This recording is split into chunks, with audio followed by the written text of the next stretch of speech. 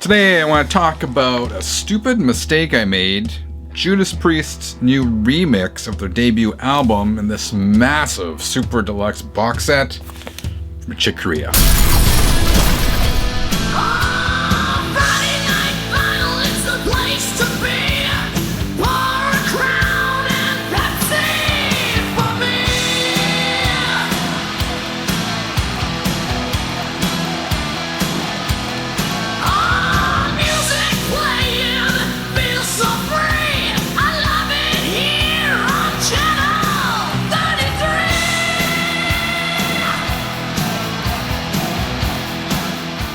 Alright, 33ers, happy Friday. Hope that you all had a good week, man. I've been doing a lot of videos. They've been coming fast and furious, but I'm having a lot of fun doing it. First thing I want to talk about today is this massive mistake I made, which is kind of embarrassing. I went to go put together the October edition of Vinyl Dens, and I realized that I accidentally deleted all the submissions I had. I have them all in this folder, and I was clearing out excess emails. I deleted them and I could not retrieve them. So since then, I've had a handful of awesome submissions come in.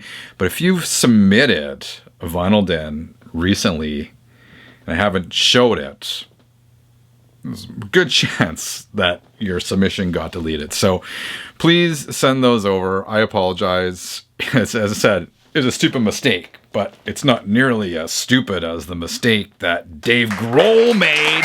Am I right? All right, another interesting album I heard this past week is the remix of Judas Priest's debut album, Rocka, Rolla. It's not available yet on any physical format. I think the vinyl is coming out in November.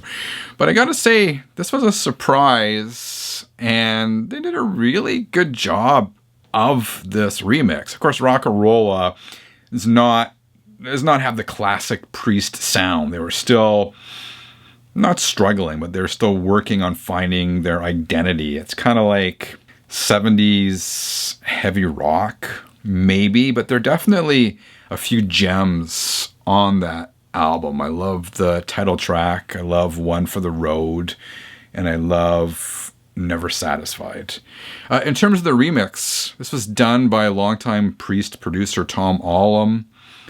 He really cleaned up the mix. It sounds larger, maybe a bit heavier. The drums definitely have more punch, and Tom pulled that off while respecting the integrity of those initial recordings. The remix has given me a whole new respect for the album, and I'm really kind of digging this recent trend where classic albums are getting remixed. I know David Coverdale's been remixing a lot of the Whitesnake stuff. I really dig that whole idea, as long as the original recordings are still available. Hold on one second here. I don't dig it when bands try to rewrite history, so I'm just checking.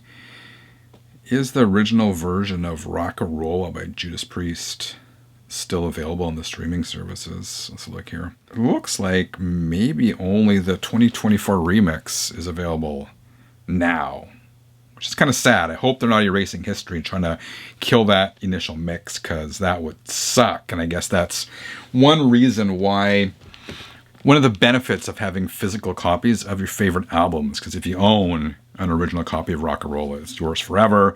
Whereas if you rely on the streaming services all the time, it's kind of up to the streaming services and the bands, the labels, whatever, as to what goes on there. So that kind of sucks if Priest has actually deleted the original version of Rocka, Rolla from the streaming services. If you have a hard copy, physical copy of that one, it might be worth hanging on to. But back to my original point, the remix does sound cool, and it's well worth checking out. And it's available on all the streaming services right now. Channel 33, all right, this is wild, man. This is wild. Concord Jazz sent this over to me. It's a brand new reissue of Chick Corea Trology. This is original Trology and Trology 2. It's got 8 records plus a 32-page booklet housed in this large binder. The set is done really well, as you'd expect, for the price tag of $250. But but it's not without its faults. Luckily, those faults are pretty minor. As I said, this album is brand new from the Concord Jazz label. It's a limited edition 8 LP deluxe box set. Trology and Trology 2. The live recordings on vinyl for the first time feature Chick Corea on piano, Brian Blade on drums, and Christian McBride on bass. I gotta say, overall, the audio quality is excellent with a nice wide soundstage. The instruments have room to breathe, rewarding the listener with a realistic concert experience, almost like you're in the auditorium. At least that was my experience on my setup. As for the records themselves, they are quiet and flat. My only complaint is that there are markings visible in the run-out groove of a couple of discs. I tried capturing that with my phone here, though I'm not sure how successful I am.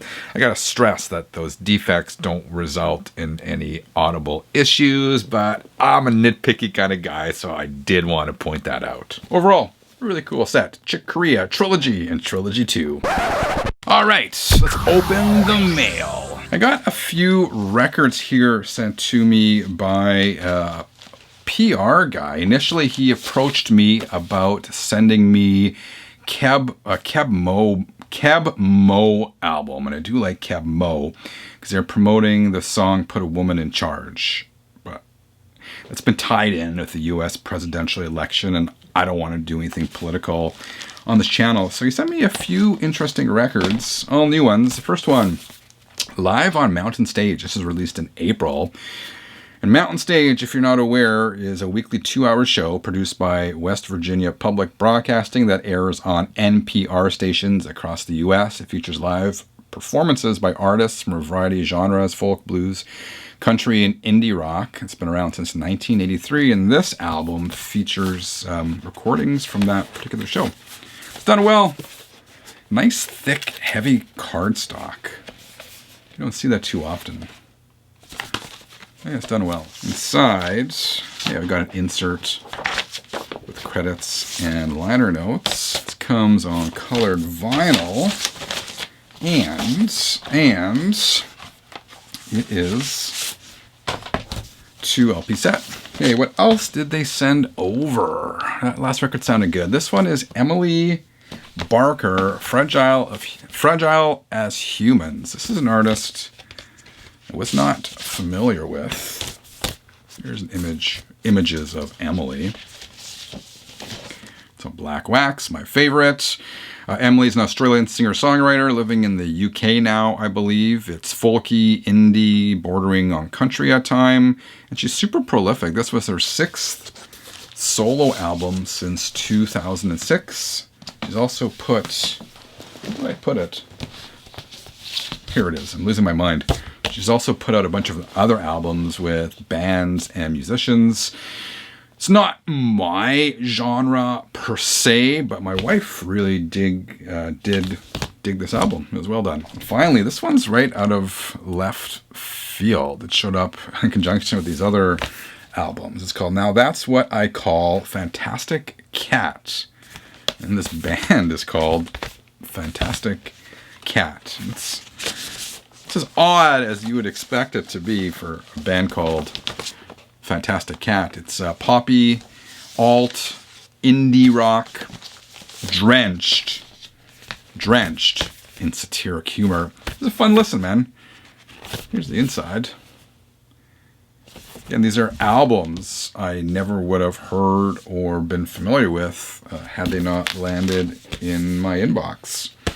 Not my primary genres, but definitely interesting listening, so thank you very much for sending those over. Alright, 33ers, what do you think of the albums I showed in today's video? Let me know in the comments below. As always, I'm super appreciative of your time. Thank you for watching. I'll be back again on Sunday. Until then, keep on spinning.